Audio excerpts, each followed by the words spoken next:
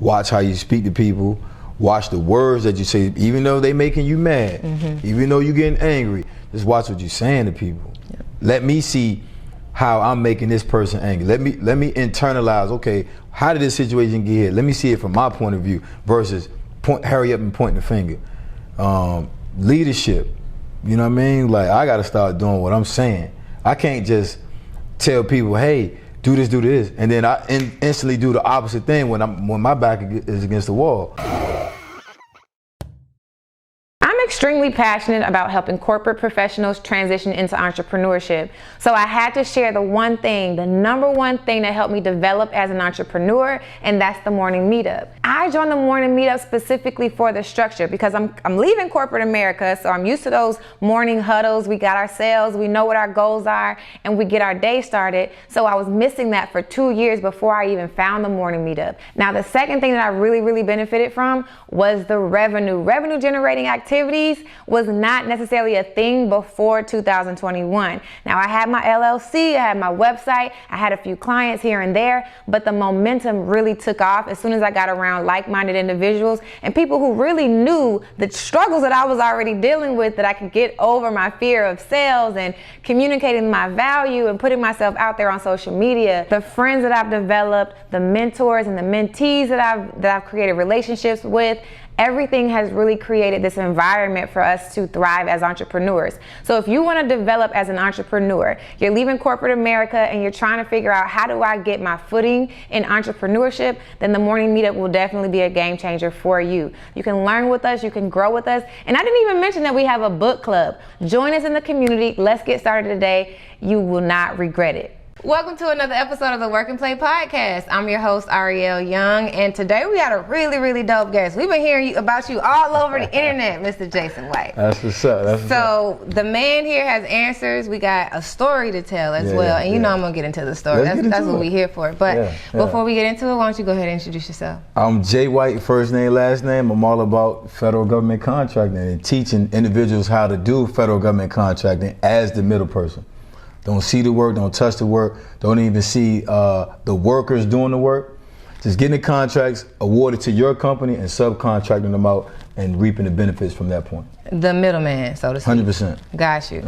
And the thing about that industry, like what's like when it comes to like people who are leaving like a 9-to-5 or going straight from no awareness of federal contract and into this space, what has it been like to teach people how to get into do what you do? They gotta shift their mind. Oh my gosh, people are so robotic, so corporate. Everything has to be a structure. Everything has to be a first step, second step, third step. Entrepreneurship not even like that. Right. So we ain't even worry about getting into the federal government contracting space. So just the biggest thing is changing people's mindsets to help them understand B ain't gonna be right after A. Sometimes it could be A, then straight to F, and then go back to B, and then boom, and they can't grasp that all the time as quickly as they want themselves to grasp it. A lot of people got unrealistic time expectations on themselves. They jump into something like, yo, I gotta be complete by this time. And when it don't happen, now they frustrated and they just go back and do what? Fall back on their 9-to-5. Entrepreneurship not for me. Exactly, entrepreneurship don't work, or this federal government play didn't work. And the funny thing is, one of the biggest feedback that I've actually gotten in my entrepreneurial journey is that the pro and con of me being from corporate is the structure. You still in corporate? No, 3 years out, but everything you just I'm out. But I will say it's like an onion, like releasing that layer of structure. You know what I'm saying? Like and being so one way, like feeling like professionalism has to be one way. Your path has to be linear, step 1, step 2, step 3.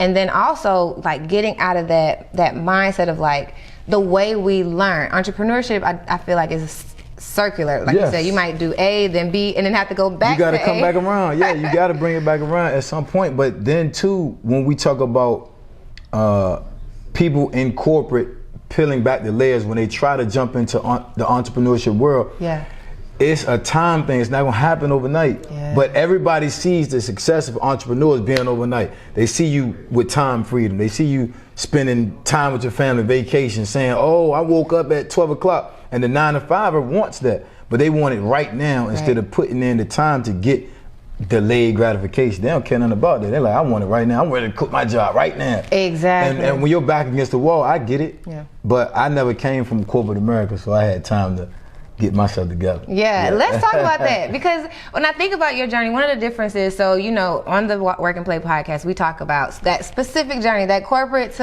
entrepreneurship. But what's interesting about your story is we know a little bit that you came from, and I'm gonna give a little bit. Go ahead, right? Get to him. What I would say is, when it comes to the transformation, you have made mindset shifts of your own. 100%. Right? Yeah. The biggest fear in corporate, you get to your 6 figures or close to it, and it's scary to go down to go up. Okay. Now, in relation to your journey, how would you describe your transition to entrepreneurship? Would you say you were at a level of success and then you went down into it, or would you say you climbed out of the mud, so to speak, as some people put it? Yeah, from the mud. Understand this. When you doing something illegal, you making money. And you losing money at the same time because you watching your back, right? So it was nothing for me to be up. I'm talking about all the way up and then be all the way down. Same day, next day, whatever the case may be. So losing money not a thing for me. So when you get it, I'm like, all right, let me make the most of it right now. But half the time I was getting the money, I knew I had to put the money back somewhere else because it take money to make money, right? So I'm like, all right, cool. I got 100,000. People be raving over 6 figures. Oh, I got 6 figures. I got 100,000 in the shoebox. Got it. Take the 100,000, do whatever I got to do with it. Now I don't have no money. And we talk about stressing because you got to make that money because you got other people to pay. You see what I'm saying? Yeah. So I didn't go up and then come down. I just got it from the mud. Now when we talk about transitioning to being 100% straightforward, law-abiding citizen now, right? Less stress. It became stressful for me that way. Really? Yes. All right, so when I walk out my door and I see everybody, let me say this. I didn't grow up in the hood. The hood was down the street. I walked down to the hood because it was more exciting down there. Just to say, I was talking to somebody and they were like, boys, that y'all like to explore the dirty waters. Yeah. While we over here, girls, we over here just like. Nah, I'm going to the fire. Oh, that's the fire? That's what it's smoking? Let me go let me see what's happening. I'm that guy. Okay. So as I'm going down there, now I'm picking up the little stuff they saying and doing. Now I want to be a part of it. Now I'm there. Yeah. All right, so when I got on the straight and narrow, now I'm stressed out because I'm like, I gotta get a job. Now I gotta get a raise. Now I gotta understand what my check look like every 2 weeks versus I can stay up 12 hours on my own, beat the corner down and make how much I wanna make. Yeah. Now it's totally different. And that was the stressor for me at that point. Are you describing entrepreneurship or are you describing another form of job? So it's both, right? I gotta intertwine it. I do, because as I'm at the gas station working a job, I'm thinking about how can I make extra money. Yeah. I never was a guy to do rely on one thing, right? So I'm at the gas station. I know it ain't no bread, but then as I'm working the gas station, I'm doing other stuff at the same time. Let's go back to the gas station. What brought you to be an employee of a gas station? Because that's the thing. What a lot of people may or may not know about your story is how it all started. How did you get to working at the gas station? So when I got released from the Coast Guard, I was in the Coast Guard for 10 years. Okay. So when I got released from the Coast Guard, I couldn't find a job. Nobody would hire me. It was almost like I got convicted of something, right? I had a felon on my record or something like that, but I never did. All right, I never went to jail. So you were in the Coast Guard. I went to military jail. I went to the brig. Okay, and so that was on your record. But it doesn't go against my outside the military record. There's two different things. So when people pull my background, they don't see that I went to the brig unless I try to and re-listen to the military. What'd you go to the brigs for? First of all, you gotta tell me what the brigs are. I made good. The brig is military jail. Okay. All right. So it's a separate jail from the state and federal prisons. It's separate. It's just all military. You serve it there. When you get released, you good. All I did to go there was I just made good on the threat. That's all I did. All right. Hold up. So here I am thinking that the journey starts from you going from like the gas station, but you got a whole 10, first of all, it took you 10 years to make good on this threat. First of all, how did you get to the Coast Guard? Yeah. And what made you make that decision to go in there? So everybody was graduating from high school with a plan. I ain't had no plan. My plan was to just stay around the way and figure it out. But my best friend was going to college. My best friend at the time, he was going to college. Okay. And he was like, yo, I'm going to college and I'm going to the Coast Guard. I didn't know what the Coast Guard was. I was like, all right, I'll go to the Coast Guard. I had nothing to do. You feel me? Like, I legit had nothing to do. So I was like, I'll go. Your boy couldn't swim or nothing. I didn't even know what the Coast Guard entailed. But that's who I am. I jump out the window and build my parachute on the way down. I love it. So as I'm signing up for the Coast Guard, I'm like, I don't know what the hell this is, but my boy going, so let me go too. Didn't know I had to swim every day. Didn't know I was getting up at 4 in the morning and then going to bed at 10 at night. Yeah. All that boot camp stuff. They breaking me down. Your boy had no discipline. They yelling in my face. I'm getting mad. I got into a fight in boot camp. Yeah. I was terrible. But it did a lot for me though. Yeah. It did a lot for me. You talked about when you were younger, you went and found. You were that kid who found. You went down the street and found the trouble. Yeah. Right? Yeah. And so for you to be able to enlist yourself into the Coast Guard, you said like you didn't have any plan. What was going on in your mind as a young person of like either what I'm gonna do when I get older, what I'm enjoying about life right now? Or are you just like enjoying friends and you're just like, okay, I'm just going, because what it sounds like, and you don't seem like this kind of person. Yeah. It's like monkey see, monkey do. I just do what my friends do. But you said it though. I had a mindset shift. I changed. I was that guy. Like I ain't got nothing else to do. What y'all doing? Okay, bet. Let's do it. Okay. And that's how I was, right? Would you say you were a follower?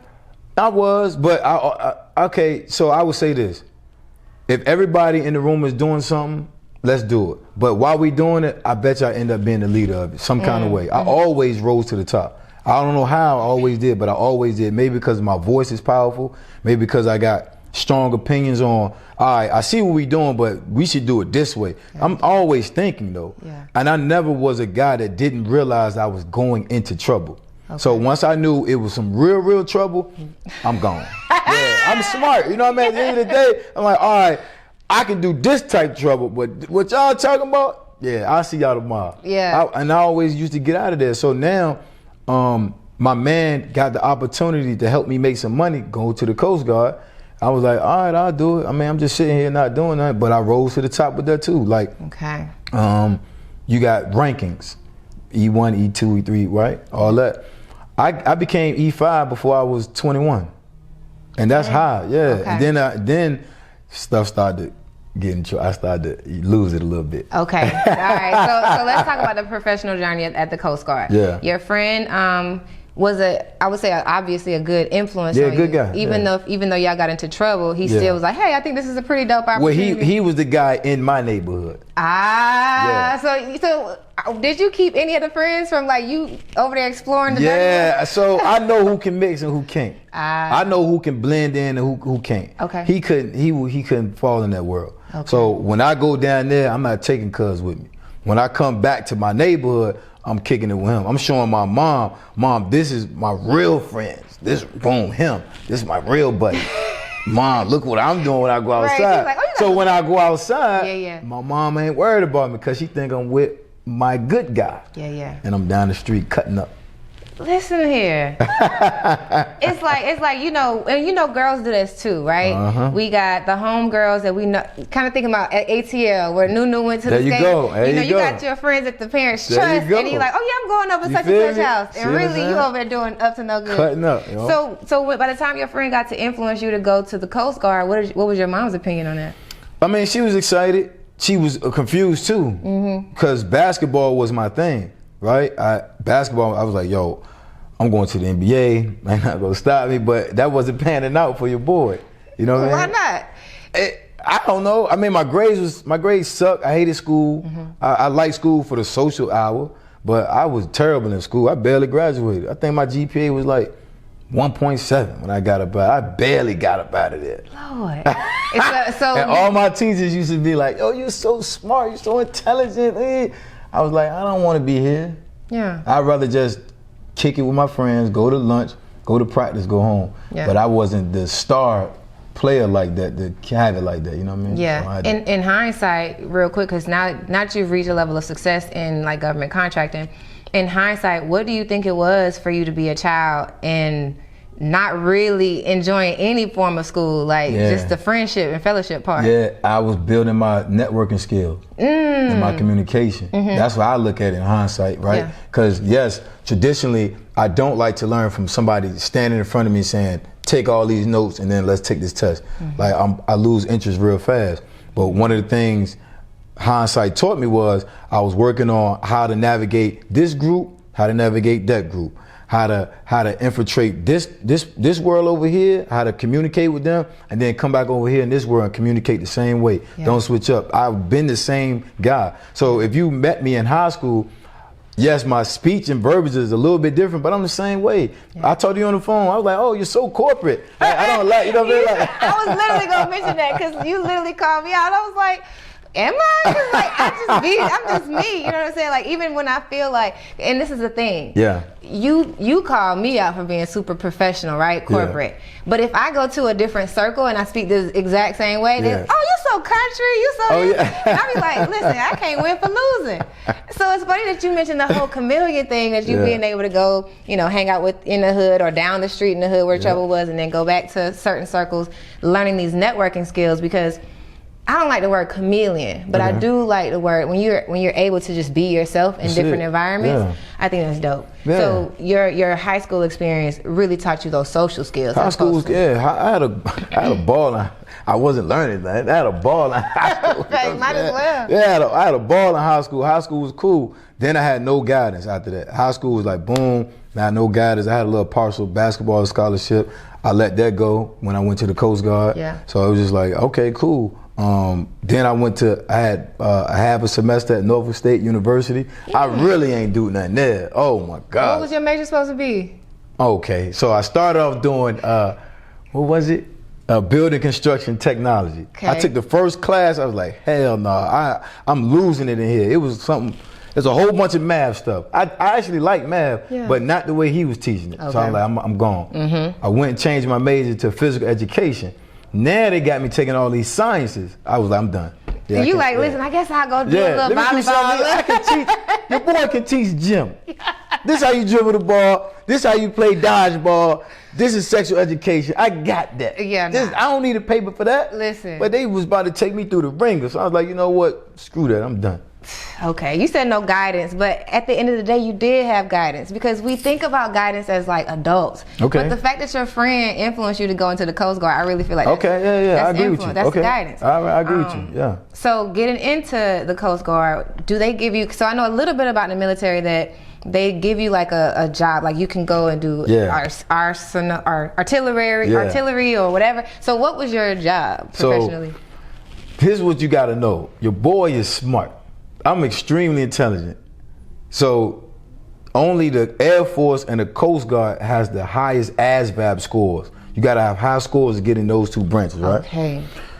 So I got in the Coast Guard and my job field was wide open. I could have picked any job in the Coast Guard I wanted due to my score in the ASVAB. And guess what? I was falling asleep while I was taking the ASVAB test. Listen. Like the boom. Okay, I'm up, boom. Because it was boring as hell. Anyway, I picked being port security specialist. Okay, what does that do? Jump on people's boats and be like, where the drugs at?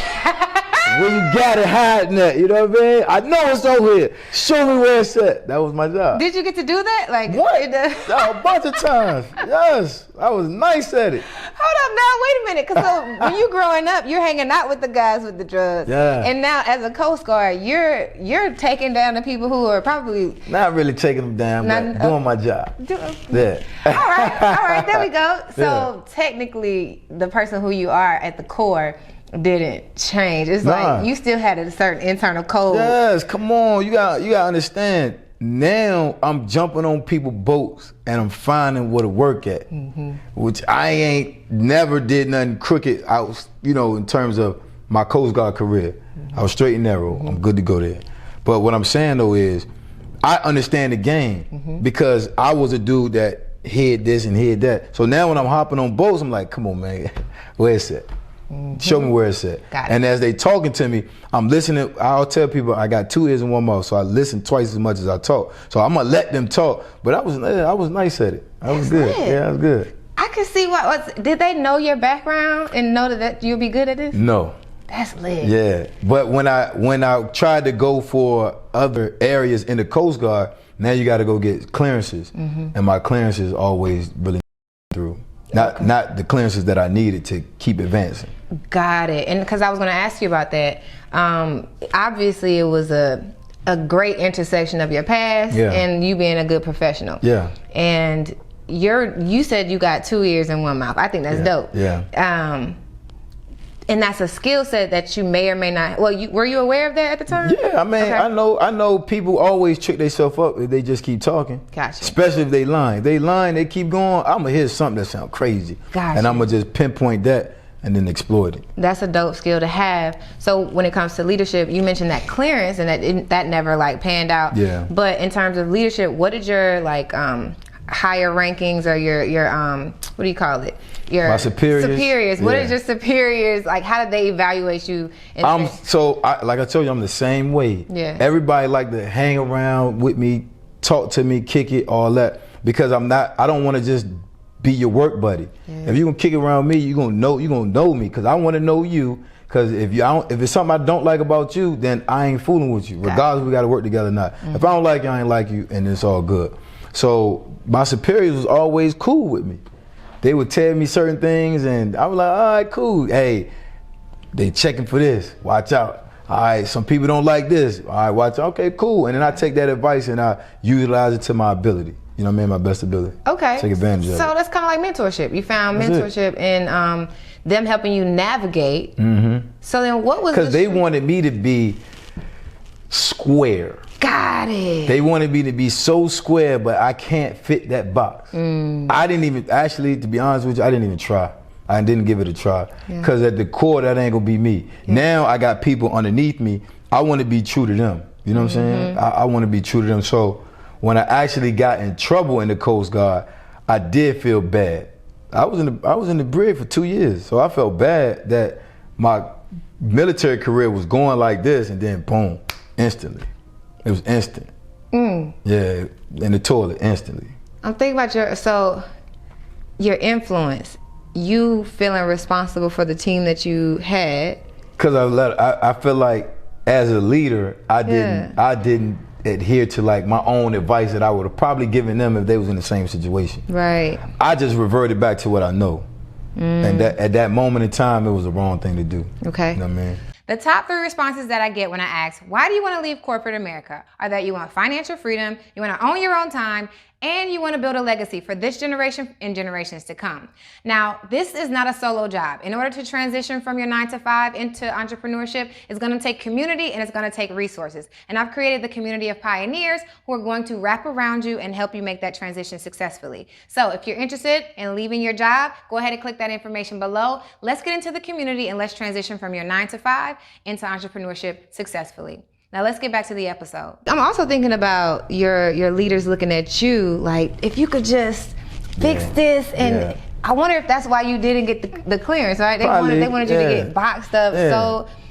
So for you, were you aware like, okay, I'm not getting this clearance. If all I gotta do is wear my tie the way they say, or say hey how they want me to say it, and I can get there. Were you actively making a decision not to be that person, or did you just, were they looking at you like, come on boy, if you just get it right? But peep game, I'm content. You gotta think about it. I didn't have no plans now, cause you said I had guidance, and I'm agreeing with you. But I have no plans out of high school. Now I'm making some decent money, I'm good. I got a little apartment, you know what I'm saying? I can buy whatever I want. I mean, it wasn't much. I was okay, but I was happy. I was content. So them trying to make me do this and that, I was like, I'm good. I can play basketball every day. I can still go kick it with my friends in both neighborhoods. I'm straight. So I was good, but obviously hindsight is 20/20. Everything happened for a reason. Absolutely. Everything happened for a reason. If I started to advance there, and to be real, I thought the military was my ticket. I'm doing 20 years. I'm gonna do it. Because I didn't want to search for anything else. Now when you put me in the brig for 2 years, I'm sitting in there like, yo, I shouldn't even be in here. This is crazy. And then when I come out and now I'm struggling for real, now I'm reverting back to some of the old things I used to do. Because in the Coast Guard, I never stopped doing some of them old things. I kept doing those things, you feel me? Like what? moving weight, Got you. being with the boys in the hood. Like I told you, I was still being friends with both people. So now I got a little job, because that's how I looked at it. I got a little job, but remember I told you I never depended on one income. I never did. Yeah. Right or wrong, I never did. So now I'm out the Coast Guard, and now my back against the wall. I'm struggling. Now I don't even got that little apartment no more. Yeah. Because I couldn't afford it. Yeah. I'm back at my mama's crib, you know what I mean? And stuff is going downhill. I got you. And now it's just like, all right, what you gonna do? I got you. Yeah. Before we leave the Coast Guard, who was it during that time that you felt like you can trust? And the reason I ask you that is because you're a leader yourself. You got your own team. You also have leadership superiors. You got your own career to worry about. You got their career to worry about, and you have your multiple streams of income. Yeah, yeah. So who is it that you trust during this time? It was so in the Coast Guard, it's not a lot of black people. Period. It's 28,000 Coast Guard members or 30,000 Coast Guard members. Period. Out of that, it's probably only like 5% black people. So the one dude I thought at the moment in time I could trust, confide in, go to with military issues that everybody don't really understand. He the one that put the nail in the coffin for me to go to the brig. So I was like, man, you know what? I knew my gut was telling me he corny, and if my gut telling you corny, I might give you a chance. But as we talking, I'm like, man, I just can't stomach this dude no more. Yeah. But I gravitated towards him because of the lack of seeing people like me. Right. And then he the one that put the nail in the coffin in your boy. Yeah. I was like, all right, man, this ain't it. Right. Yeah. I think that happens. That happened to me as well. I in corporate, it's limited. Well, if you didn't know, it's limited black people in corporate, especially as you accelerate in leadership. And so you do cling to the one black person. I remember I was walking when I was in Minneapolis. Some black lady grabbed me by the arm. We're gonna be friends. Like we exchanged numbers.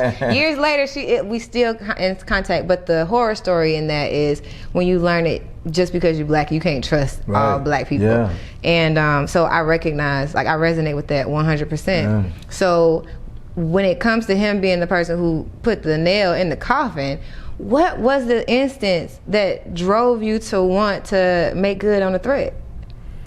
You can't talk to me any kind of way. I don't care what I'm in, what world. You just can't talk to me any kind of way. And when people feel, this is how I feel even to this day, when people feel like they can take advantage of you, they gonna do it. Now, the way I handle things going forward is different. I don't have to resort to violence or nothing like that. But I can't have anybody talk to me any kind of way. Yeah. Not because it shows a sign of weakness, yada, yada, yada, because that's how I used to think. Oh man, I can't show a sign of weakness in front of people. What if my people find out that this dude talking to me like this? Now what they gonna think? I don't think like that no more, but I think it's the principle of, hey, if you don't like me, that's cool, but you gotta respect me. And if you're not gonna respect me, then just don't be around me. Yeah. It gotta be that cut and dry. But if I said I was gonna do something, I was just like, screw it, let me just knock it down and get it out the way. I didn't think about the consequences. You feel me? I do feel you. All right, so without talking about details, if you're not comfortable with it, I'm curious if this is in alignment. So, well, was there any? So, was what it was that you did? Was it wrapped up in emotion? You said you were gonna do it, so you had to follow through. Yeah. But was it you being triggered by something? What was the thing? Just talking. I mean, man. I'm young. I'm already a hothead. I'm a hothead still to this day. I can just channel it better. Yeah. But I'm young. I'm a hothead, and I just felt crazy disrespected, like crazy. And I was pointing at him. I said, you know what? When I see you, I'm gonna do. And I just did it. I saw him. You said nothing happens by chance, right? Yep. I promise you, I feel like I saw him by chance. When I pulled up to the gas station and I saw him, I was like, green light, or I had the red eyes, he had the bullseye on his back. I was like, it's go time, forget it. And I wasn't even thinking no more at that point. Yeah. You know, when you get in the car, you don't got to think about putting it in drive, turn the signal light on, turn the left. You're just doing it instinctively. Yeah. I saw him instinctively. Everything just took over. Got you. Yeah. That makes sense. Yeah. And you were off duty or off? Yeah, we off the base. Yeah. Everybody off work. I'm like, yeah, cause this is what I used to do in high school. We used to fight outside the school, So get you off the don't bus, get get in in. trouble? Yeah. Oh, come on, man. I'm Know like, the yo, game. I'm good. I got to be good. I'm handling this way over here.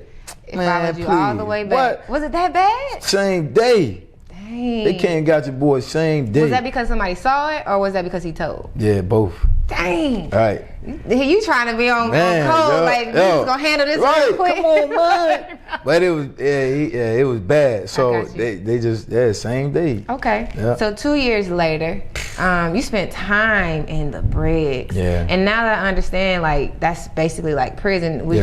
Do you know people who have gone to prison, and can you compare what your situation was like? It's different because they treat, so prison, like,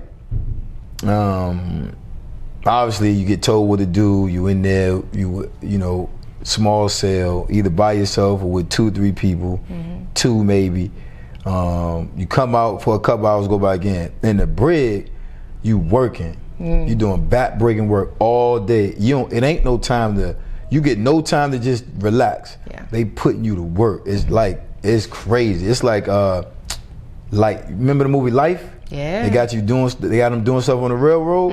Yeah, they got it. Yeah, all day, every day. Okay. No breaks. No breaks. So you can't even be lazy Man, if it's you bad. want to. That thing tough. In a way, it sounds very transformational. Yeah, because no, they say 100%. No, that's the thing that I'm like, okay, cool. I hear you, God, I hear you. Right. If you let me up out of here, you know what I'm saying?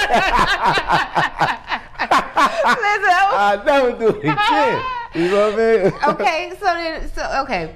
I'm thinking about your experience. I read a lot history, and I think about Nelson Mandela and how he spent decades in prison. I think sometimes, I really do believe nothing happens by chance. I'm agreeing. Sometimes I think that is necessary. When you look at the fire that was in him, that time that he spent was necessary to transform into the man that he became. Yeah. So when you think about the 2 years that you were away, what was that one thing, that had you like, I promise, but what was that one thing that you feel like you learned as a man that helps with your mindset today?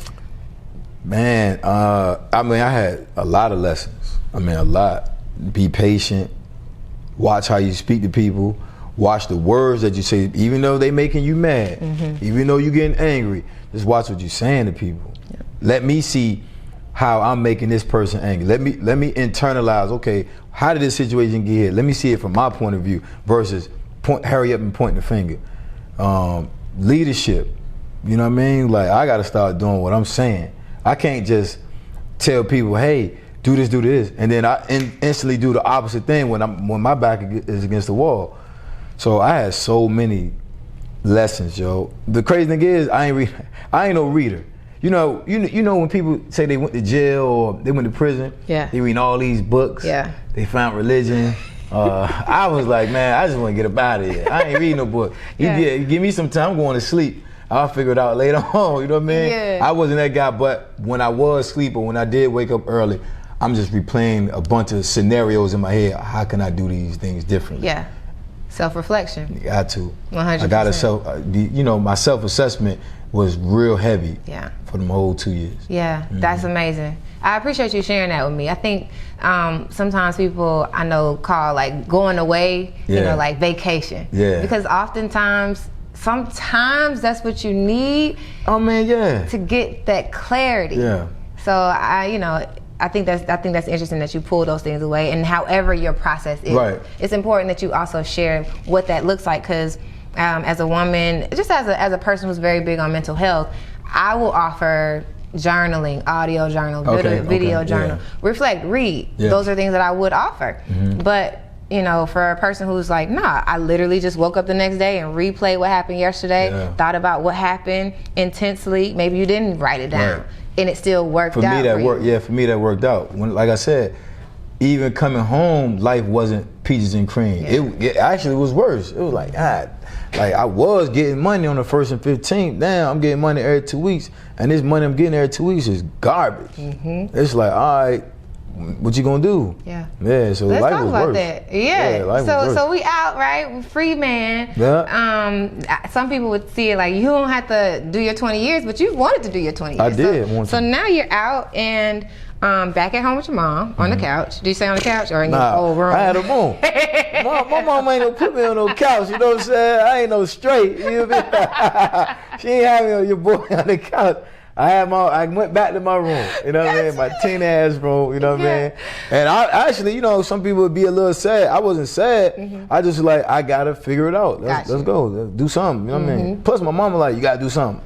Mom, I know. Like, I know I gotta do something. Yeah. You know what I mean? So hopefully I'm not skipping parts of the story, and feel free to fill it in. Yeah. So from there, you saying I'm gonna have to figure it out. It was your next opportunity, like, well, here's this gas station. They need somebody who, you know, works it, or did you meet a guy and they said, hey, come work behind? Nah, so I'm trying to utilize the stuff that I learned in the Coast Guard to get a solid job. You tried. Yeah, let me get something solid. Like, shoot, I'm in the military. I'm pointing guns in people's faces. I can do whatever you need me to do. Yeah. I'm trying to go get security jobs. I'm trying to, you know, the security guards that be in the, I don't know if y'all got them around here, but in the DMV, it'd be a security guard up in there. You trying to get one of those? I can do that. I can take the clipboard from you and put it over here and just have my gun belt on. I'm good for that. What did they say? You were overqualified? Nah, we don't need you. Gotcha. I ain't get a whole bunch of reasons why I ain't get the job. Got you. But I got a bunch of interviews. That's one thing I was always good at. I can put a whole bunch of stuff on paper application, hand it to you, and once I get in front of you, I'm like, yo, I got to get this job. They gonna like me. But the background was killing me, yo. The background. Cause my dumb tail putting up there that I got military experience. Now they want to talk about it. They see the gap there in my military experience. Now I got to mention it. You feel me? Got you. So I started to get a little wise and stop mentioning it, but it didn't help me. Not like I thought it would. Yeah, to get one of the jobs. So I was like, you know, screw it, man. I can walk to this gas station. Okay. Let me go get the job right here. That's how you felt? There. Yeah, that's how I felt. Because I could walk there.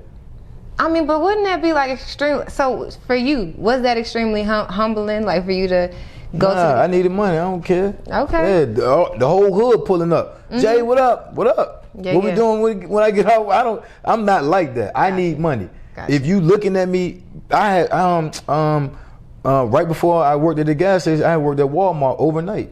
I don't care. If I need money, I'm gonna do whatever it takes. Gotcha. And I'm not humiliated by somebody saying, why you working there? Why you not working here? They gave me a check. Yeah. Now the check is what I need at the moment. It might be pennies on the dollar to you, but I'm grateful for it. Facts. Yeah, so I ain't care. That's amazing. A lot of times people let pride step in the way. No, I don't have none of that. Especially so in the space as a career coach, you have people who we talk about like that transition, people who would never like want to leave that $100,000 a year job to go do something once in their purpose that makes like half the money. You know, it's that pride that really keeps people comfortable. Comfortable you know what I mean? And stuck in that box. Yeah. So you decided easy peasy, I'm gonna go get this job, right? Yeah. Are you strategizing? How are you deciding what's your next step? I wish I was. I even still to this day I don't strategize. You can ask my team. They ask me all the time, what's next? I don't know, but I think I want to do this. And if I think about doing this, then we just gonna do it. Yeah. Like I still haven't been a guy to be like, all right, I'm at the gas station. Let me figure out ways to get out the gas station. My thing was, let me figure out ways to maximize my time while I'm here. Okay, cool. I can start selling a little something while I'm here, bump it. Or the whole hood keep coming up here. So let me start selling them a little something while I'm here. Let me make more money while I'm here at the gas. Let me utilize my time. Optimize this location. While I'm here. Yeah. I might as well. Yeah. And I was gonna be there. I was like, all right, I'm set up. I'm good. Okay. Yeah. So what was the shift? What was the catalyst in that experience? My homeboy pulled up to the gas station late night. Like, yo, I'm about to get a government contract with trucking. I'm like, what the hell is that? What's that? And then he told me a little bit, but then he was like, hit me when you get off work. And I hit him when I got off, but he had got locked up that night. Dang. So he planted the seed about government contracting. Then he's talking about trucking, but that's not the first time I heard about trucking. But that's the first time I heard about government contract. Okay. I've never heard about that. Got you. So that's what made me go down the rabbit hole of YouTube, and which was garbage. It wouldn't help me out at all. Got you. Not back in 2008. The information wasn't as big as it is was today. Real spotty. Yeah. 2008, I was like, oh my God, I can't figure it out to save my life. So what crumbs did you find? A bunch. Okay. Yeah, a bunch. I mean, it took me 3 years to win my first contract. So I actually didn't win a contract until 2011. Because you was just piecemealing the information. That was, and getting frustrated and having self-doubt, pity parties, all that good stuff. But I came out of that. So for 3 years, well, one, your friend planted a seed about government contract. That's what led you to research. Yeah. And I'm even interested in this skill of researching because like you are very resourceful. You're very like activated, taking an initiative. But like, what made you decide? Okay, well, not even what made you decide, but how did you start? Like, okay, I know where to research. Did you? No, go to the I didn't. library? So no.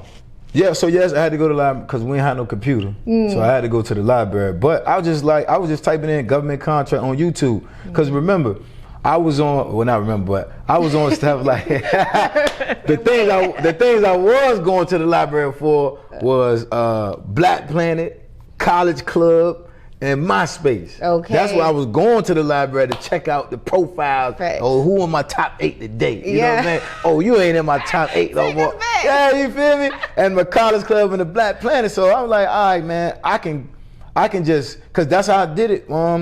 I just Googled Black Planet, then I downloaded. So I was like, all right, let me Google government contracting. Got it. When I did that, it took me to YouTube. Okay. And I just started to follow the videos that I felt made sense. Some of the stuff I could do, some of the stuff I couldn't. Some of the stuff I could understand, but a lot I could not understand. So the things that I could understand, I would do them. The things that I couldn't understand, I would just take my time and keep going over that same information over and over and over again. Yeah. Until it started to click. Now it really didn't even click even after I won my first one. It still didn't click for me until probably I won that second one. That's when I started to be like, oh, I got something. Like it. I was wondering about, so all these 4 years you're still at the gas station? Nah. What did you do? When did you leave the gas station? Probably like year 2 in my federal government contracting journey. Okay, year 2. I quit the gas station, but I was doing jobs like labor. You know what labor ready is? No, not really. Is that like the WIOA office in Fulton County? Nah, so I don't know what that is, but I'm gonna tell you what labor ready is. Labor ready is you pull up to the office and they got a job for you that day. Oh. And you get paid that day. Got you. That's what labor ready is. That's lit. I gotta look that up. Yeah, that's back-breaking work. Or you see the people in construction holding the flags, that's probably labor ready. Got you. Yeah. But you're not a stranger to that. Listen, I was like, let's do it. Yeah. You was getting like $40, $50, but I was like, all right, cool. Let me get this $50 a day. Yeah. And tomorrow I'm gonna go to the library all day. Exactly. Boom. The next day, let me go get another $50. That's how I kicked it. Yeah, and the gas station was holding me. It started to hold me up. So I was like, I'm out of here, yo. Gotcha. My manager name was Big Red. Big Red, I'm out. Chuck the deuces to her. And I'm gone. I love it. I'm curious. Big Red, what up, Big Red? What's up, Big Red? I gotta shout out because it's all about the people who we met on the journey. 100%. So I love the shout outs, 100%. I'm curious about the process. You said it didn't really click for you until 4 years in, and I was already gonna ask you, like, even though you didn't get your first contract until you got your first contract until 3 years in, it didn't click until the second contract that you got.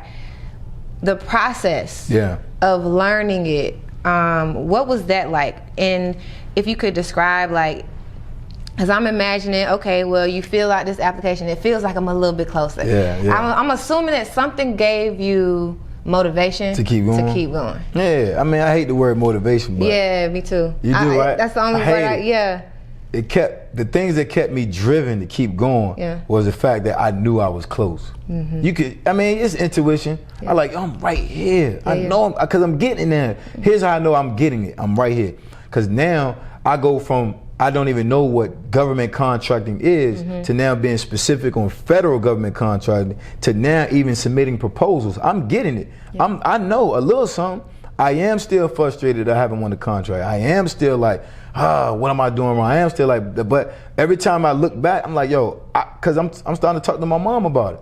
My mom is asking me questions. Well, how you do this? How you do that? How you do that? I'm like, this how you do it. Da, da, da, da. And then when I'm like, oh, I just spit that out. Yeah. And now I'm like, okay, I'm getting it. Even though I'm still frustrated, even though I still haven't won. But that's what it was hard. I mean, it was difficult. Yeah. I hate school. So now I got to teach myself something, and I'm teaching myself government jargon. It was hard. Yeah. It wasn't like, but I just felt like I just had this feeling like this is it. This is it. I'm getting close because now I'm having all these phone calls. Them people loving me. Yeah. I'm calling the subcontractors. They loving me. Yeah. I'm a little raw with them though. You know what I mean? Like, and I know I'm raw. You feel me? But they ain't mad at it, and they still give me what I need. I'm like, I gotta keep going. I don't have to switch it up. You know what I mean? So I just felt it. I'm listening to your story and I'm like putting everything together because you went to school. You didn't go to, a lot of times what I will say, college and K through 12, it teaches you how to learn. Some people do need to learn how to learn. For you, what life really gave you in that moment is people, right? Yeah, so as you're talking about like, I'm teaching myself, I'm not enjoying it, like you have to because you didn't sit through that instructional learning. I'm like, yeah, but you got these people skills. And then you go through like how you're able to like talk to people and connect with people, even if you're not professional, right? Even if I'm corporate. You're still able to like connect with the people regardless and meet them where they are. Yeah. So that's a skill set. Over time, you understand everybody can't be here. It's not possible. When you meet people, they're not here. And if you're not there, cool. I can talk to you right here. I'm good for that.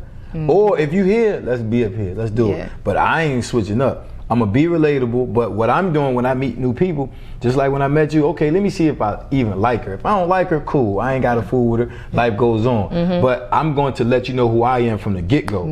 I'm a jokester. I like to smile. I like to laugh. I like to call you out, kind of, sort of. Oh, you so damn corporate. Yeah, great. You know what I mean? Because I don't mean, it's not disrespectful. I'm playful with it. Because I want you to know I ain't going to be like that, but I'm cool that you like that. And people enjoy the realness about me, and I just keep it going. Because now, I feel like it helps them to be not like they was gonna give me a different representative of themselves, but now they can kind of let the wall down and really just go, okay, cool. Yeah. Even though they still being themselves, but they really just let their head down for real. That's a superpower. If I ain't never seen one, that's a superpower. 100%. I love it. So you are teaching so I gotta say, crack the code is perfect. I appreciate it. Obviously, as we get through, you cracking the code, right? Yeah. And you're learning how to teach your mom, right? When did you start? Like, if you could give me some context around like one of the contracts that you did get into, because there's part of me that I know because my mother has a government background. Okay. But then the other part I don't know, like. Because I work in the purpose business, right? Okay. A lot of the times I'm working with people who want to learn how to tap into their purpose. Okay. And from how I've heard you explain like government contracting, it's like really and truly, you just do the work, there are contracts that are available, you get the money. Yeah. But where is the purpose in that? And what's one of the contracts that you worked on, you're like, you know what, I enjoy this. What's that like for you? So I don't know what, purpose is like, I think my purpose now is teaching and mentoring and guiding. That's my purpose. Federal government contracting is not my passion. I care nothing about it. I have no passion towards it. It brings me in the bread. I know I'm helping a subcontracting small business company be employed and have a long-lasting contract, so they got good work too. But that was never like, oh man, government contracting is a purpose for mine. I just started to realize I can make money from it. Yeah. And that's why I tell people, like, when you come over here in this space, congratulations, you got your own business. Congratulations, you've already formulated whatever company you have outside of federal government. When you come over here, the way I'm teaching you how to do it, just understand you getting the contracts and subcontracting them out. Okay. You're not looking at the work so you can understand it. You're looking at it so you can articulate it to somebody else that needs to understand it. Gotcha. So your purpose might be just to be the middleman. Understand that role and be good in it and move on. Because now you can take the money that you're making from your government contracts and find your purpose. Absolutely. If you already know what it is, utilize it. Yeah. So one of the contracts that I got, the first one I got awarded was grease traps. I didn't know what that was. Do you know what a grease trap is?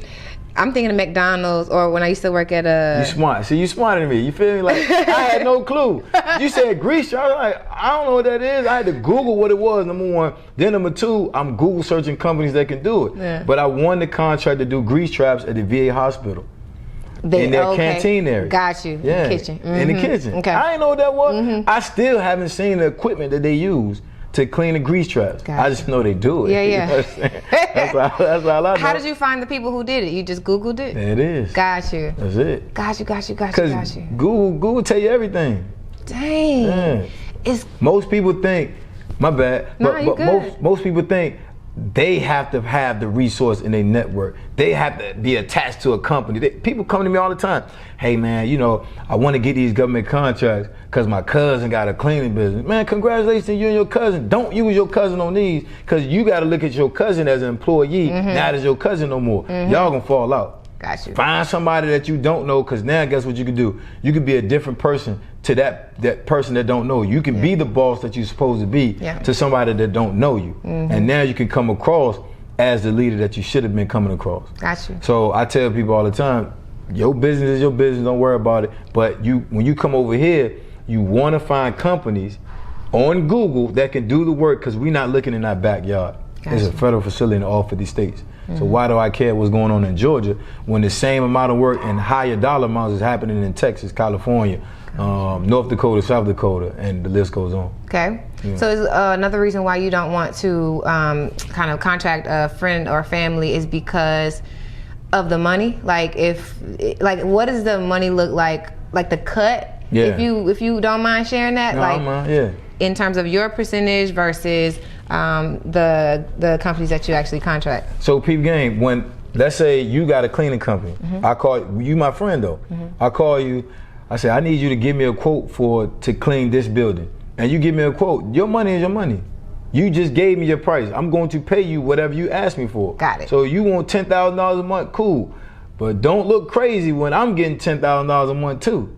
Okay. So now we got an invoice to the federal government for 20 racks.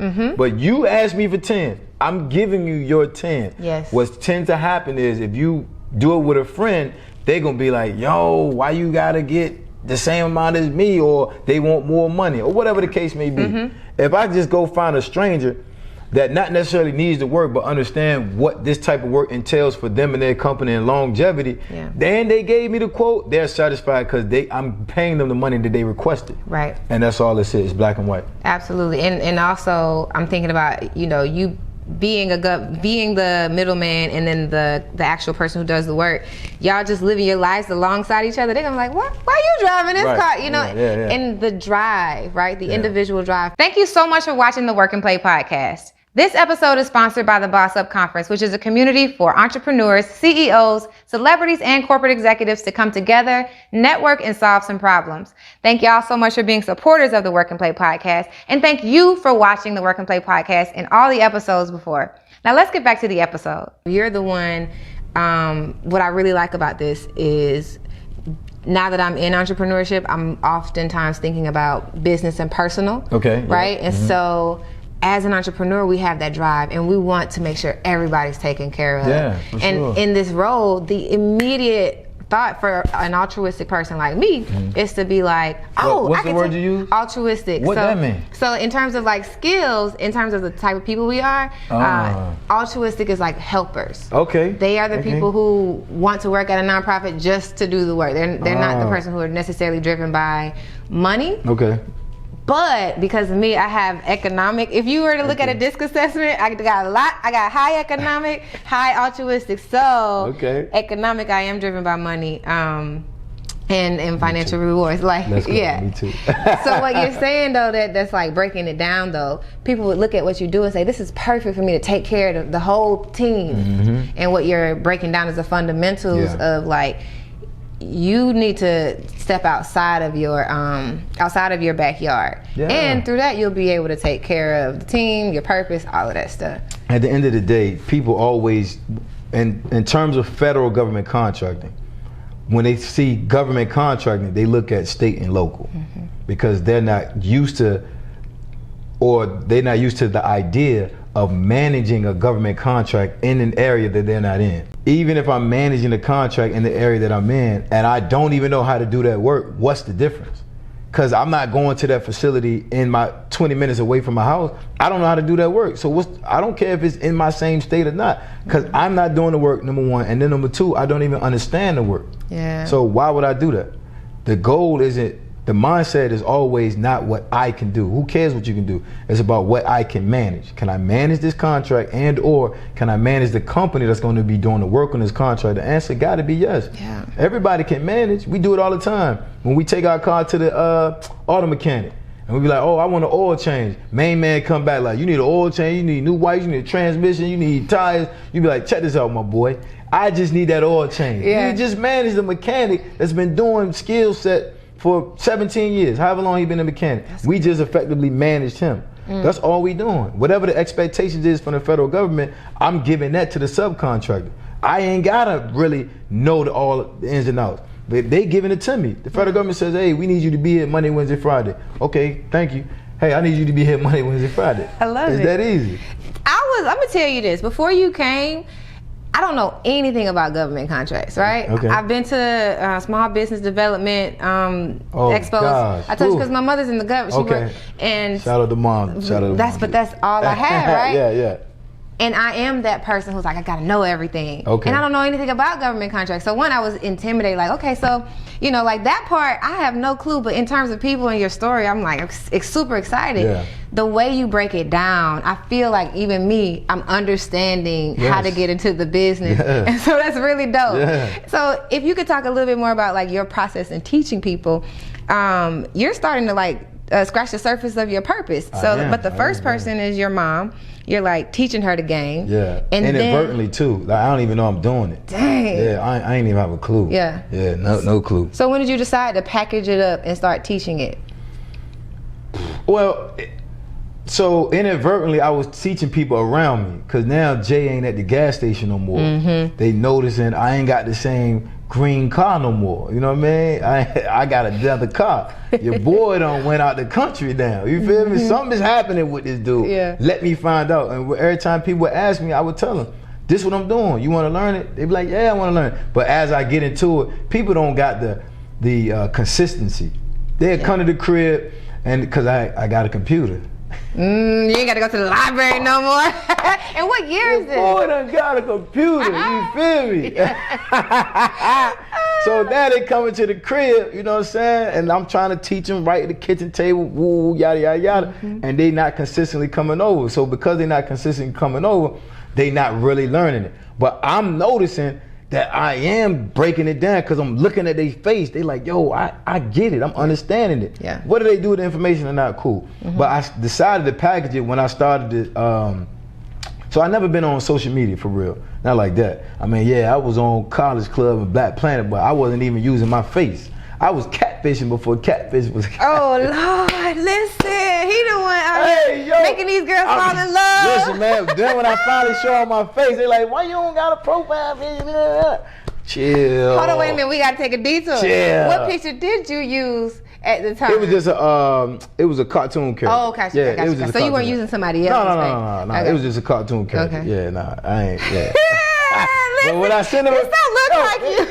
This is who I am. Let me show up in your inbox, yo. You know what I mean? But anyway, Yeah. so now, you know, it made me lose my train of thought. See how you did? You talking about teaching? You Oh, seeing so them? boom. Yeah, you got your own computer. I got the computer. Yeah. I'm hyped. You know what I'm saying? I rented that joint from Rent-A-Center. Listen, I'm 100 with it. I rented from Rent-A-Center, $57 a week. I got that. Dang. So boom, here we go. They coming over, we learning, but they not being consistent. So fast forward, that's where I was going. I wasn't on social media like that. Gotcha. But once I started to notice that certain people were trying to learn government contracting but really couldn't, I was like, I think I could do this. I got linked up with my guy featuring Jose, and that's when he started to really put the idea in my head, like, yo, you got a knack for this thing. Got it. You should do it. And I was just like, let's go, 100%. It's really that easy for me. It really ain't take long. Once I know something makes sense, you don't gotta convince me no more. Yeah. I'm ready. Let's do it. Okay, got you. So now I'm curious about what your circle looks like. Okay. Because you're in government contracts. Yeah. You left the Coast Guard. You were at the gas station. Your homeboys planted the seed. Yeah. He went to jail. So I'm thinking about the people you're surrounding yourself with, and you just so happen to have a friend who's like, you can capitalize on this. Is a great idea, right? Yeah, so yeah. are you around people who are entrepreneurial minded at this time, who like always coming up with ideas? What's your influence circle looking like? Okay, so when your money gets different, your circle just becomes different because you get introduced to people that now everybody's here. When you walk in the room, everybody's right here. Yeah. So remember, I always was the guy that had this neighborhood and that neighborhood. So now I'm on another level. I'm getting introduced to this neighborhood, this new neighborhood where people are making their money work for them. They teaching me how to make my money work for me versus just having it sitting in the bank, because I am getting a lot of money. I am becoming wealthy. So yes, but I don't consider them my circle. I just consider them people that I know that I can call on that's been impactful in terms of financial gains and business strategies. Yeah. Now you can see my speech turning different, right? Even as I'm talking about strategies. You feel me? Yes, absolutely. Help you build wealth. Right. So I understand that I needed those individuals around, but they not in my circle. Got it. Yeah. Yet. Nah, they're not. They never will be. Okay. Because my circle has got to be what? Tight, right? I just know them people. I'll call them. Hey, Jack, what's going on, man? What we gonna do next with our business plan for 2022. Okay. Oh, this is what we're gonna do. Yeah. Okay, cool. Jack ain't in my circle. I'll go hang with him, but that don't mean he in my circle, right? If you're in my circle, you know me for real. Yeah. You done partied with me. Yeah. If you done partied with me for real, consistently, you in my circle. Got you. Yeah. I love it. A lot of people struggle with like imposter syndrome when they accelerate to a level of success. And I would say I would assume, I'm reading for agreements again and again. Okay. I'm trying not to assume things, but I still do it. Yeah. I would assume that your ability to like network and build relationships keeps you from a certain sense of like imposter syndrome. But what would you say was a mental challenge for you as you accelerated? To not fall into, I have to speak like them or dress like them. Like when I walk in the room, I do, if I get invited to a closed door meeting and I know it's a big meeting, instantly most people would be like, all right, let me suit and tie it up. You know what I mean? Let me wear the hard bottoms, the pennies and all that. Hat backwards, walking there, white tee, shoelaces unlaced, boom. I am looked at a little funny.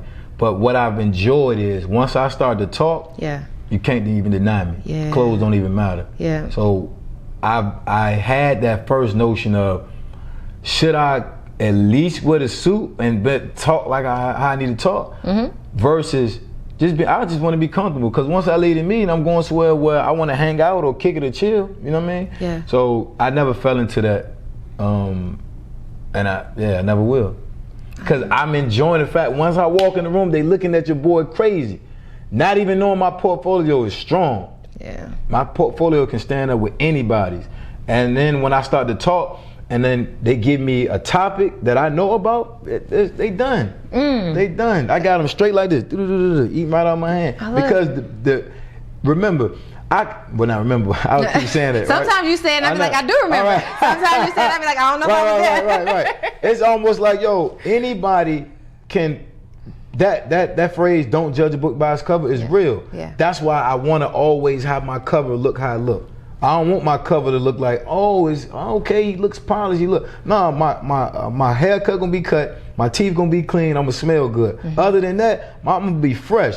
My version of fresh. Yeah. It ain't gonna be the suit and tie or whatever you think I should have on. But we gonna get the business done. Because when I start talking, I bet you shake my hand after the meeting. I love it. Every single time. Yeah. I wanna get back to you teaching, but the value that I'm hearing you say, it's something that I learned when I was in corporate. And it's just that I tend to, the relationship stuff is super easy. Yeah. But I would tend to focus heavily on that part and not necessarily on my craft. It's because I wasn't enjoying my craft. But you being able to walk into the room and stand on your craft, allows you to make whatever connections. And I feel like in the earlier part of my life, I flipped it. Okay. Right. So like it's just really cool hearing like the groundedness in it, because you don't have to feel.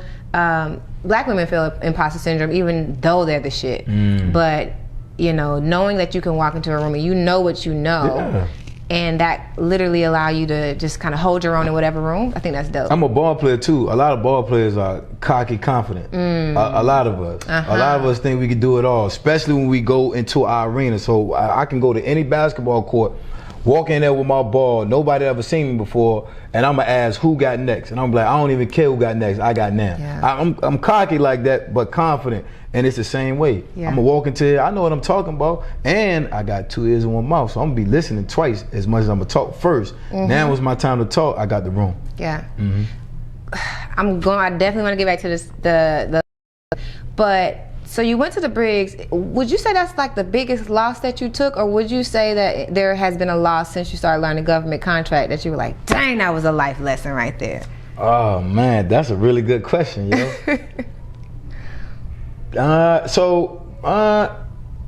If I'm instantly thinking about it, yes.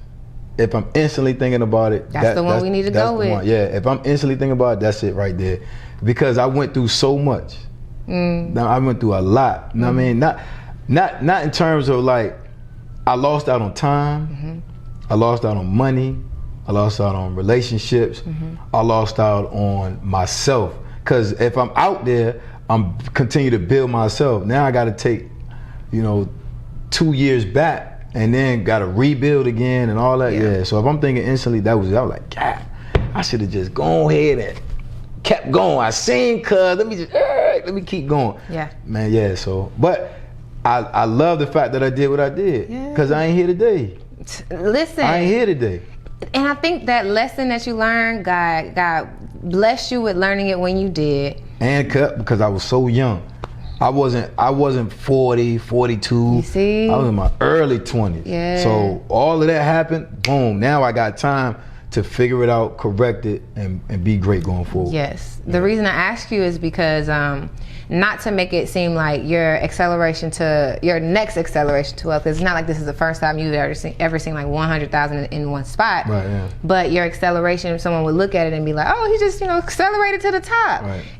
And a lot of times the bad stuff shapes us, as individuals. But I think your drive. It sounds like your drive is also.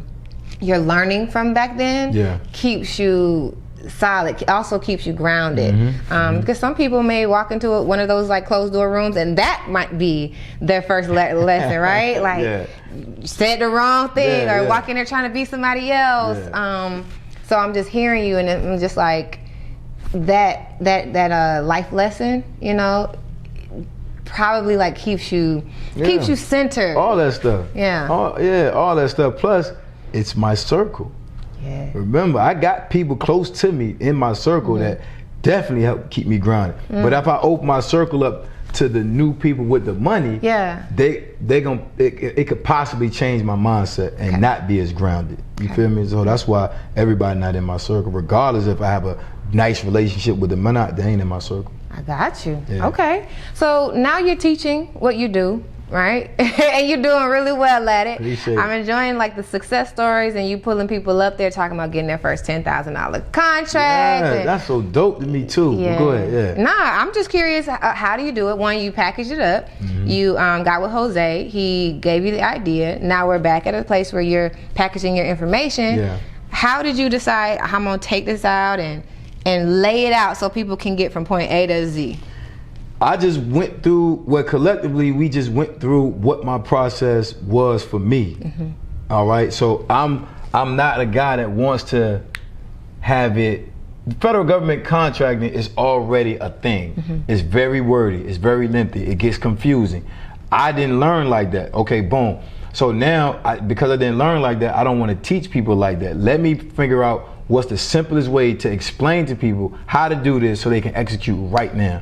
And that's how we laid it out. Execute right now. Yeah, a lot of times people think about government contracting, oh, I gotta wait 2 years, I gotta wait a year, You ready right now? You ready? Let's go. You can start right now. Okay. And that's how it is. That's how I teach my students. Okay. Now shout out to Jose, because one of the things that he says in like course building is like, you have to focus on the small wins, right? Oh, he quotey. Oh my God. He kills me with that. That's my guy, but it resonates though, because a lot of times people, they will do a course and they won't complete it, right? Yeah. So if you could walk us through, like, what are some of the small wins that get, because you got a course. Yeah. You had a 3-year journey of not getting contracts, and you got a course that's obviously getting the results in a fraction of the time. Way less. What's the small wins that get people to the next mile marker?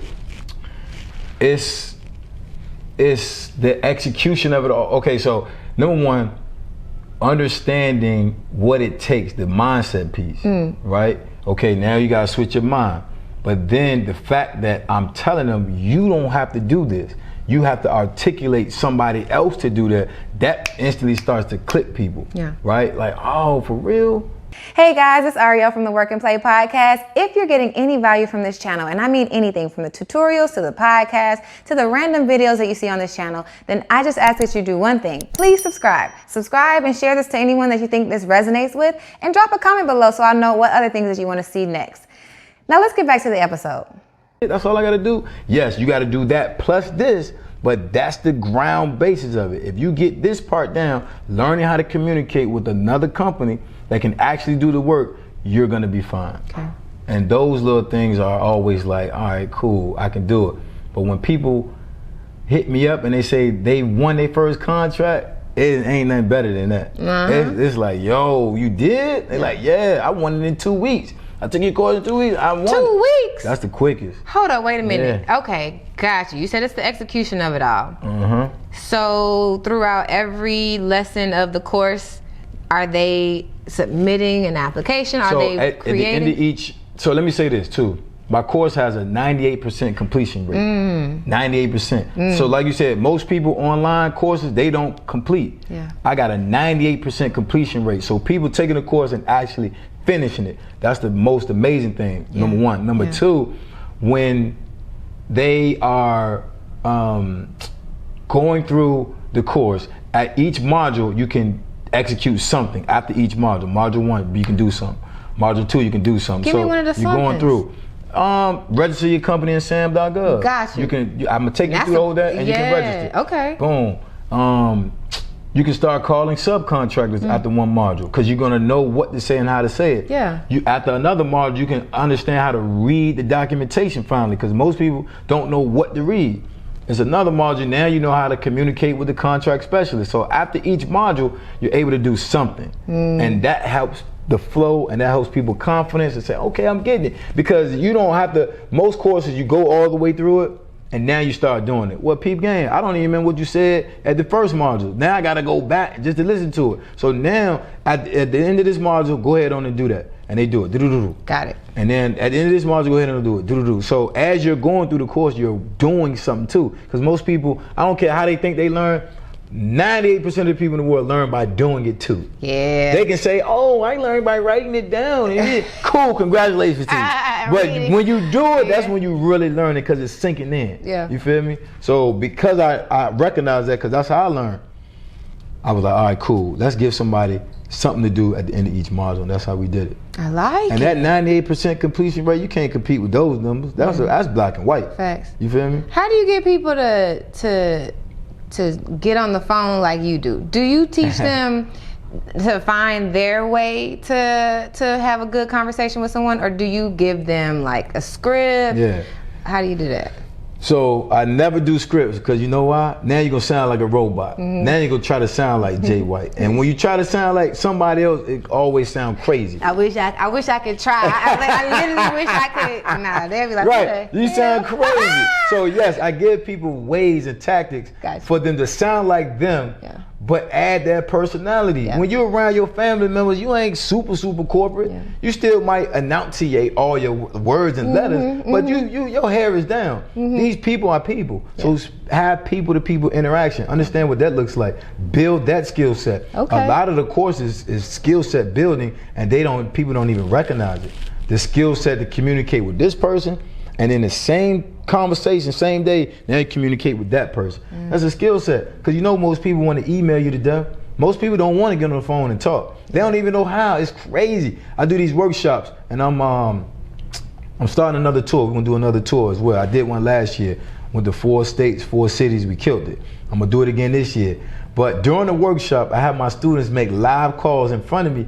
They be so embarrassed. I love it. Yeah, I'm like, yo, this is why you got to make calls in front of me and everybody. Because once you go home, now you like boom, boom, boom, boom. I was the kid that never wanted to read out loud in class. But I'm jacking up all the words and stuttering.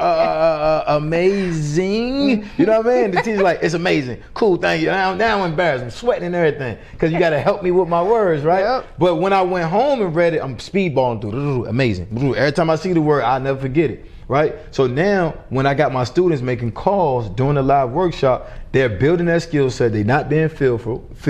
They're being themselves. They're bringing out their personality, and now they're having human interaction. It's the same thing. If I get on the phone with you and I don't like you, I'm not doing business with you. I don't care what the business is. I don't like you. I'm good. Have a nice day. Most people get on the phone and they so corporate-y. The subcontractors or general contractors don't want to hear that.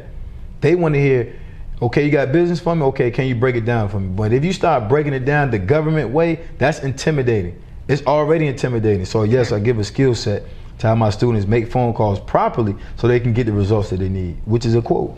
That's amazing. Yeah. I'm excited. Like I literally, I feel like this is a, what's the word?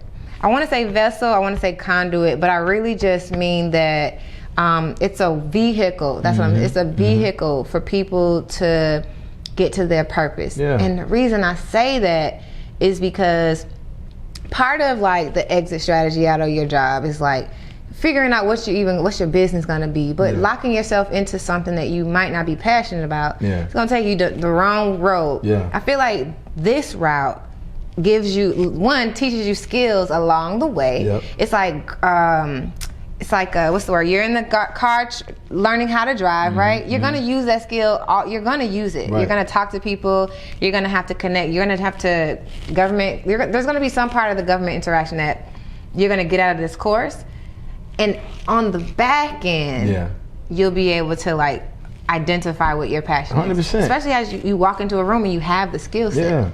People need to know that. I'm seeing even my students that say, Jay, guess what? I just submitted my first proposal. Like you can see the excitement in their face because they haven't even got to that point ever before me. And I'm excited to get them there too. And I'm hyped for them. If I could be in the gym all day, every day, I'm doing that. This is just, like you said, a vehicle to have my family and my kids be able to understand I didn't do it the school way. I did it this way, but now I'm making the money work for me. And I got that. I got it to my disposal. I didn't think that's amazing. So you've been teaching Crack the Code for how many years?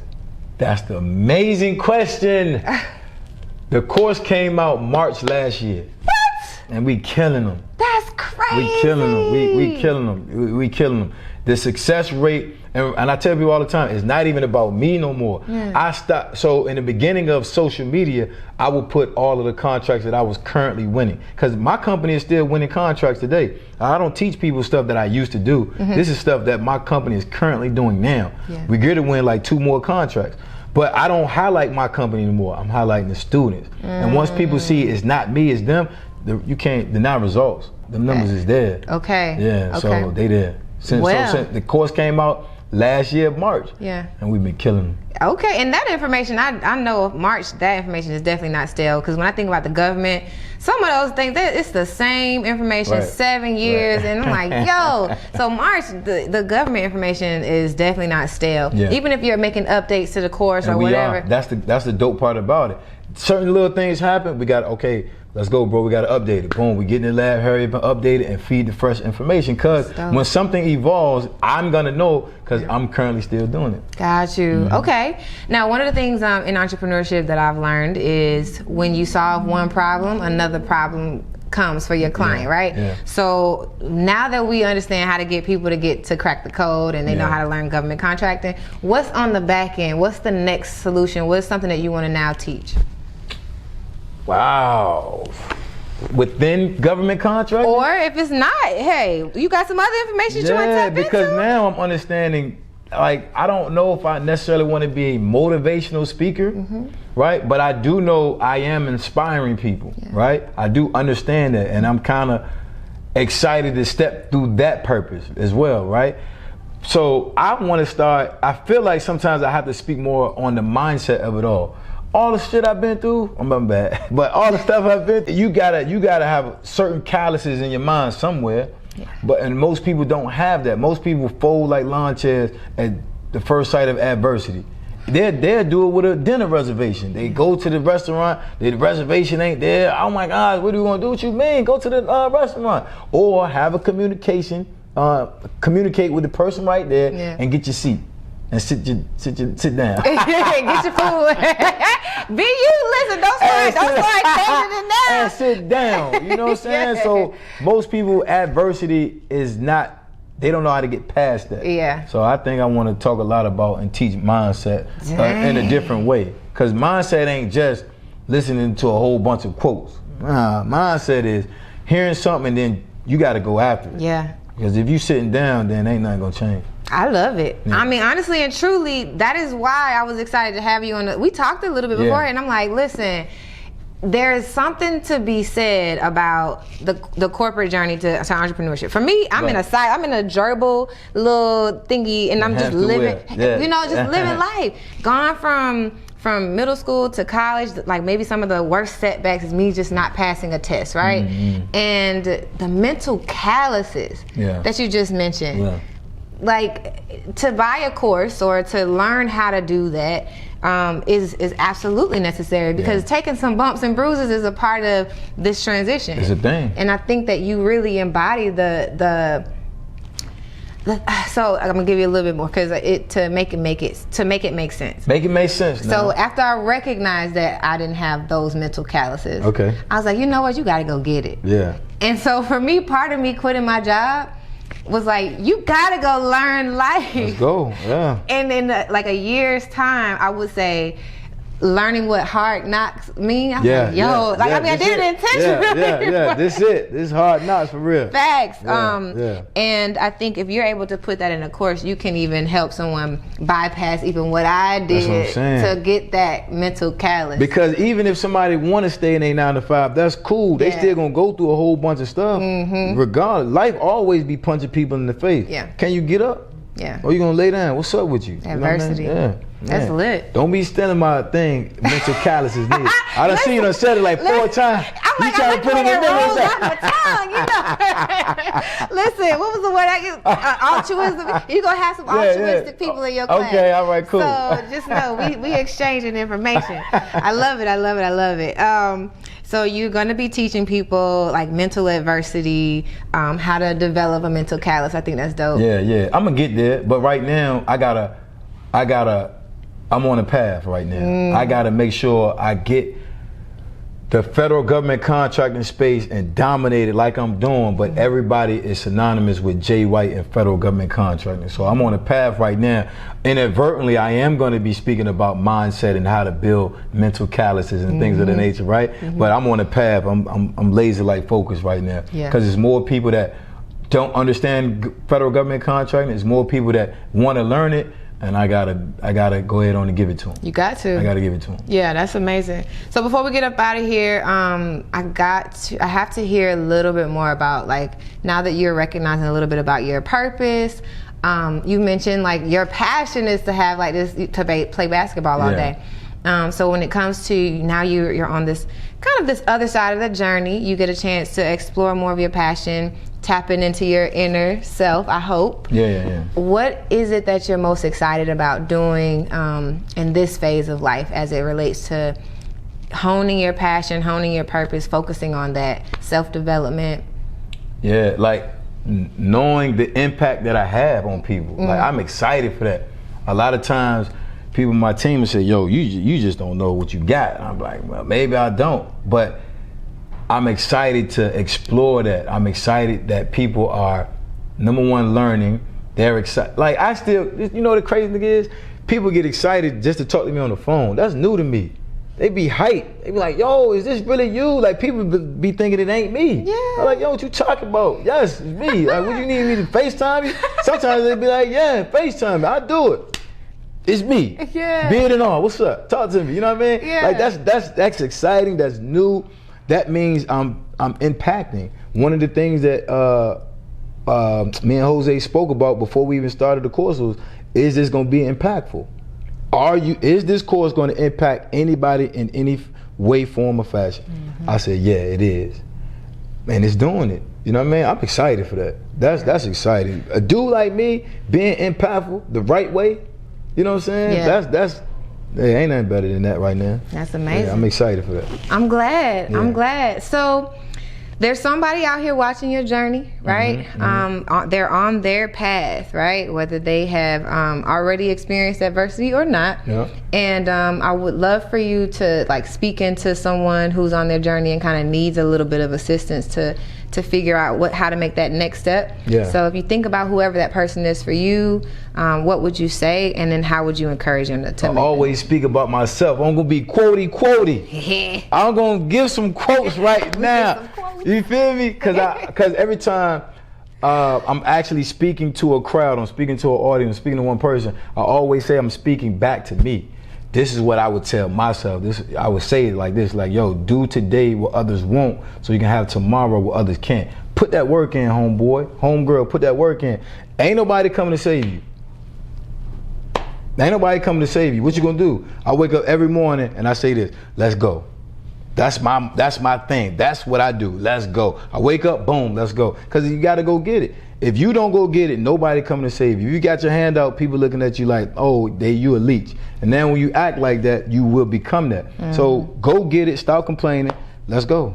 Let's go. That's all there's to it. All right, final thing is, if I know you guys have enjoyed listening and watching this episode of the Work and Play podcast. If there's someone, if you are listening or you're watching and they want to connect with you, how can they reach out to you? How can they connect? So hit me up on Instagram at IamJasonWhite_. Then you can go to the website, thefederalcode.com. And go in, lock in. What's up? Talk to me, I talk back. Let's go. I forgot. We made it easier. We're going to make it easier for them to actually get into it. So in the description below, we do have a link. But what is it that if you click the link below, what is it that the folks get? You'll get a discount code because I'm on this young lady's show. I'm going to look out for y'all. You hear me? But when I look out for you, make sure that you execute. If you ain't trying to execute, just enjoy what you saw and don't click the link. But if you're trying to execute and get it in, I'm here for you. That's it. 100%. I cannot end the show any better. This has been amazing. Nah, this has been dope. You killed it. I'm lit. So y'all do exactly what you need to do. You heard the man. Go ahead and execute. I'll see y'all next week. Peace. Yeah.